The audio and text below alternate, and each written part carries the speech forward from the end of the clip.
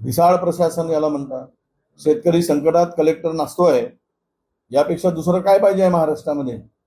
हेच दाखवत आहे यांचं गंभीर्य काय आहे.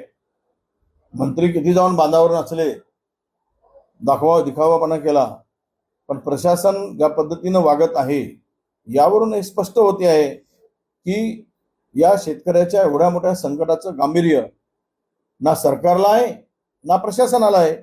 म्हणूनच तर अशा पद्धतीनं त्यांचा डान्स करतानाचा फोटो दिसतोय. हे गांभीर्य जर असतं, लोकांच्या डोळ्यात अश्रू आहे, आणि यांची नाचण्याची हिंमतच कशी होते कलेक्टरांची? त्या कलेक्टरावर शिस्तभंगाची कारवाई केली पाहिजे. तिकडे बांधावर फिरायला पाहिजे, तिकडे बसून लोकांची कामं करायला पाहिजे.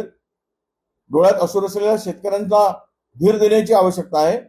आणि जिल्ह्याचा प्रमुख असलेला जिल्हाधिकारी नाचतो आहे, यापेक्षा या सरकारची म्हणजे मला वाटतं की वेशीवर टांगली आहे यांची होती नव्हती, अशी परिस्थिती एकूण या सगळ्या प्रकरणावर मला दिसते आहे.